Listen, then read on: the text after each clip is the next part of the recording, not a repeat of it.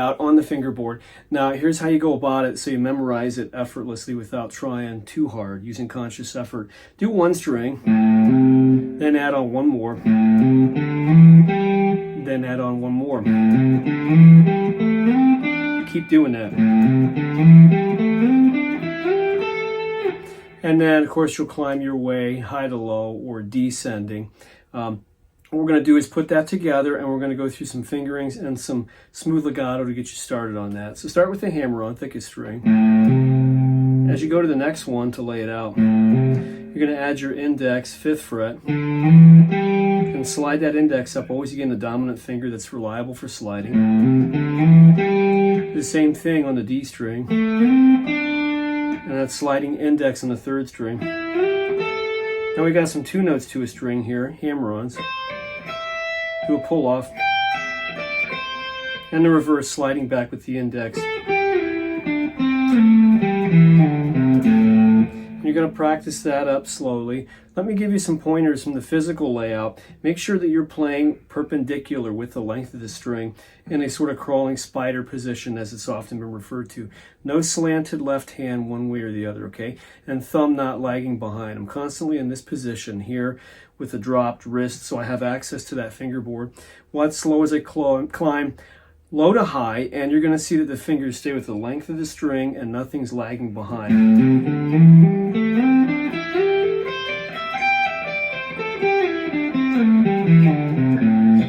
I'm making them all even in terms of their volume, so make sure everything's pretty even and smooth. You can dig in, make licks, and add variety and dynamics later. You're just trying to get this tight and right to begin with.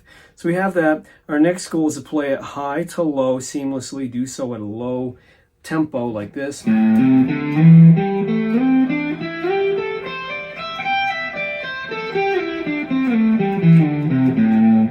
And try that at a slower tempo, about 3 sets, and then medium tempo, about 3 sets. So start out practicing it like this.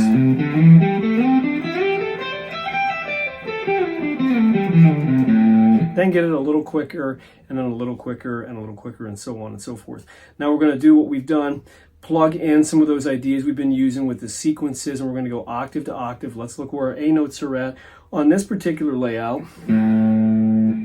There's another A, D string, and there's that high A, 10th fret, 2nd string. So we haven't encountered any new A notes. We will later encounter one more, but we're just working our way up through that 4th box, getting to that 15th fret, thinnest string. Now let's do our little sequences. I'm going to play it real quick and then break it down.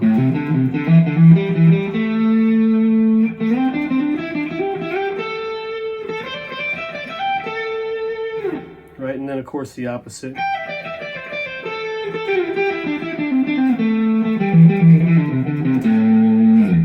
I'm playing my sequence, my groups of 3 combined, they sound like a group of 6. Right,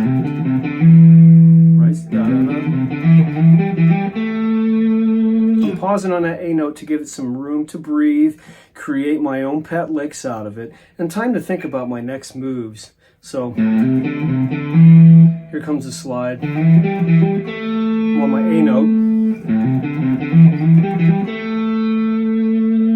I'll add a little vibrato, not to go into the depths of technique too much, but a really cool musical vibrato is using the Clapton vibrato, letting go with the thumb and just anchoring down, and inside of your hand is the fingerboard, and you're shaking the guitar a tad. You get a wide vibrato, very musical and fun. All the while you're buying your time to think about your next move as you're getting familiar. So we're going to do that one slow and apply that technique. I got about 2 beats on that root note A just to let it sink in and know where it's at.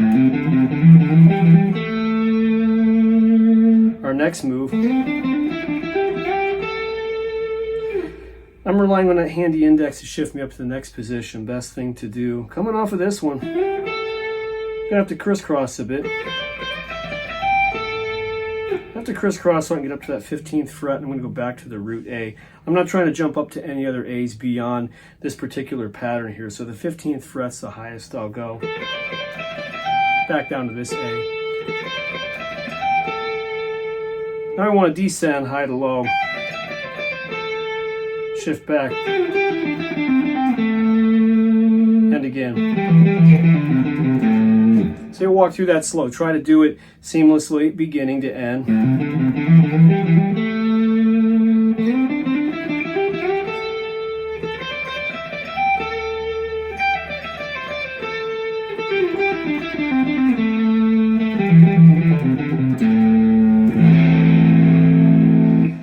now we've got that together in little pieces, we're going to construct it, trying to put it together, and we're going to work our way up to the high note, vibrato, at the 14th fret on the A note.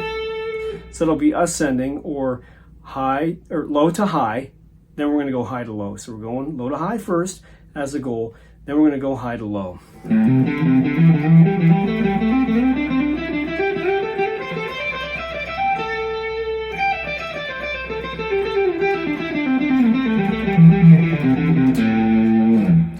And lastly, as demonstrated at the opening, we're trying to go high and low without pausing and be able to reverse them in and out, low to high, high to low. And then of course you can plug in all those little licks and mini ideas within, such as the little phrases.